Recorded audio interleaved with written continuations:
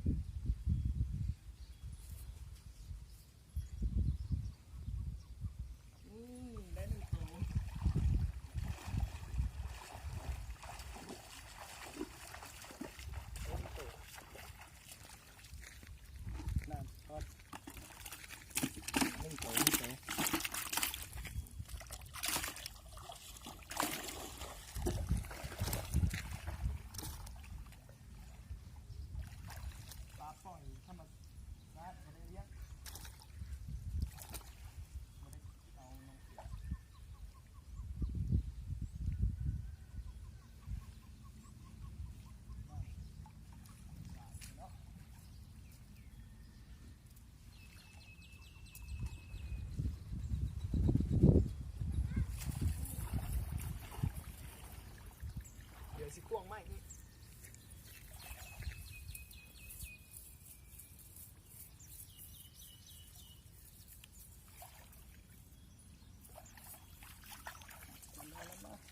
เอามาตัวใหม่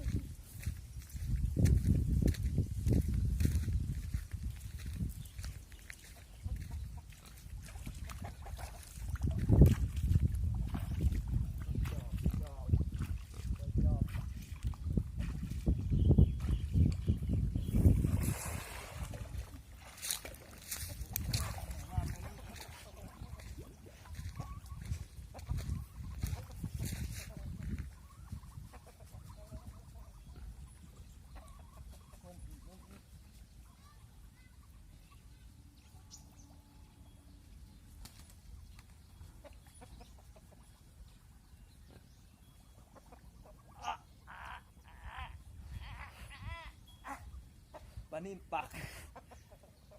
โอ้นี่ได้ตัวหนึ่งอ๋อยกมือปลานิ่มพี่น้องปลานิ่มนอด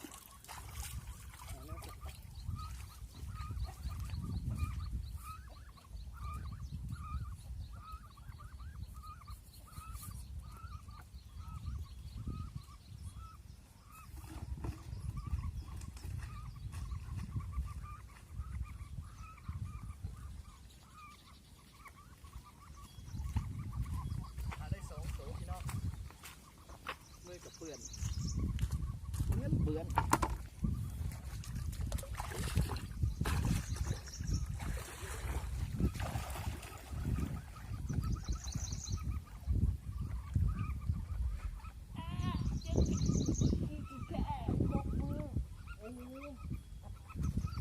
ล้อเล่นพี่น้อง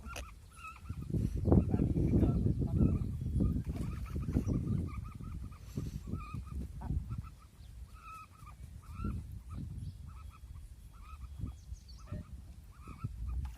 ได้อีกตัวหนึ่งพี่น้องวันนี้จะกินแบบอ้าวเอ้ยพี่น้องลูกป่าน้ำป่าอ้าวคือเป็นอันนี้พี่น้องเบิ่งใกล้ๆโอ้เฮาสิบ่เอานะพ่อเฮาอีตนมันโอเค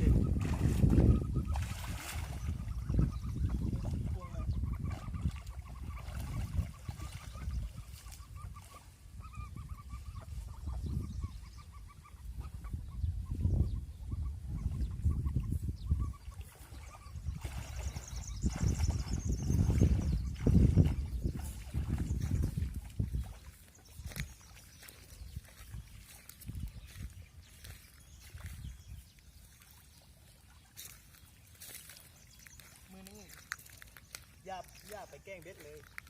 มาตุ่มเด็กเข้าบ่มีของกินเลย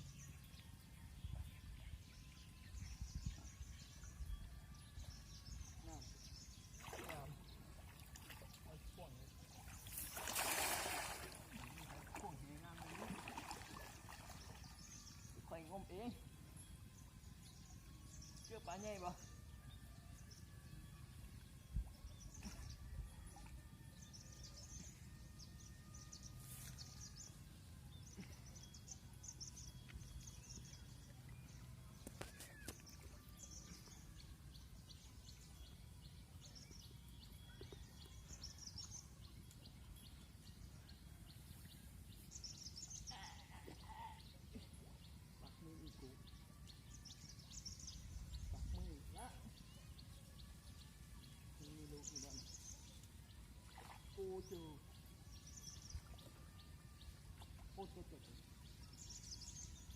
ปูโตปลาตุ๊ปปปลาไปเดี๋ยวยังทำไมสิ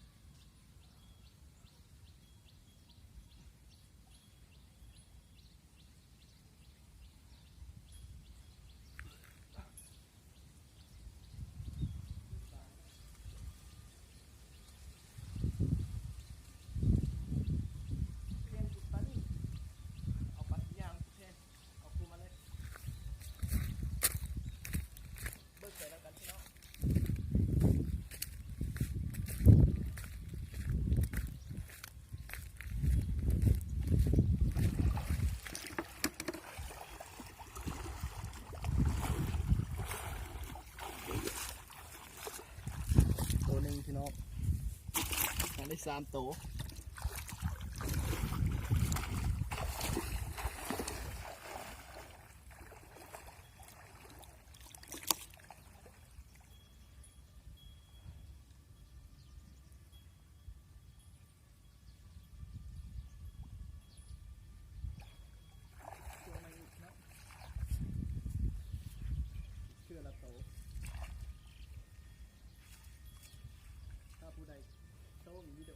สี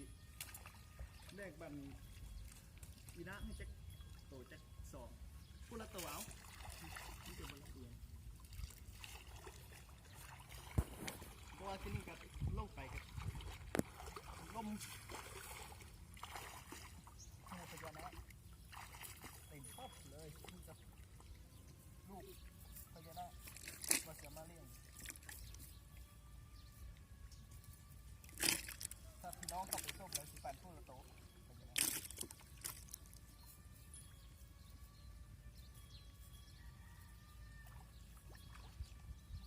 ต้องนำมา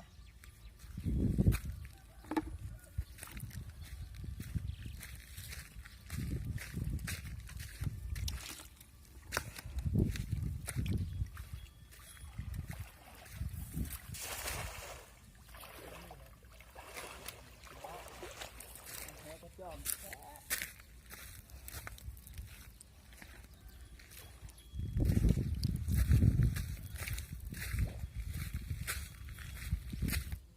พี่น้องได้อีกแล้วตัวนึง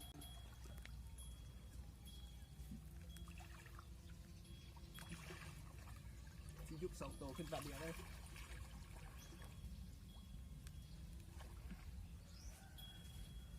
ยูใสยูใสยูใส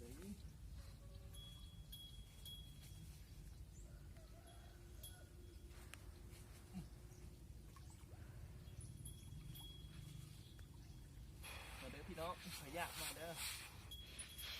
สิพามากิน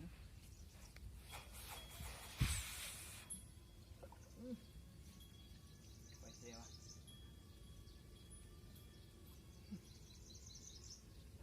บ่ได้ไปเสียหน้าตึง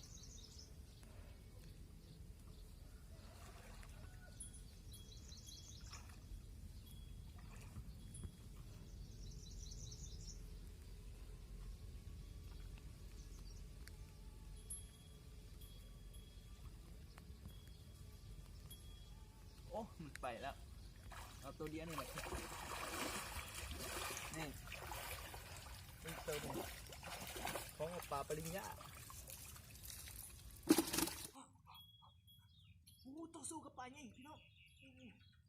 มุดนี่ก็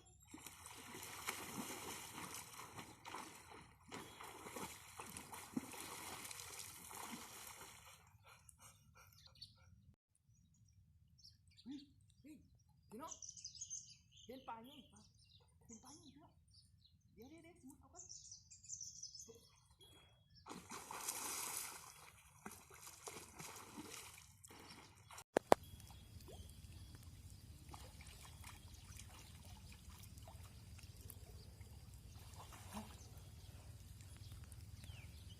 ได้แล้วพี่น้อง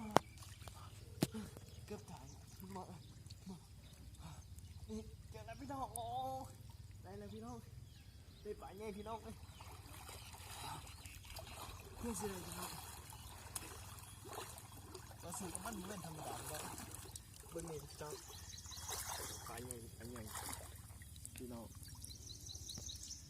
ได้ปลาไงปลาหน้ามาพี่น้องปลาหน้ามาวันนี้กับพ่อเลยก็ต้องคอยยังไงน้ำหาปลาใหญ่ตัวนี้แหละถ้าเราสีปล่อยมันเพราะว่ามันท้องพี่น้องมันในท้องใหญ่ไปดีกว่าเนาะพี่น้องปล่อยมัน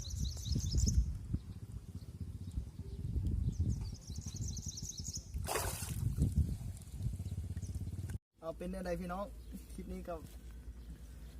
ทึกใจอยู่บ่ถ้าทึกใจแล้วกดไลค์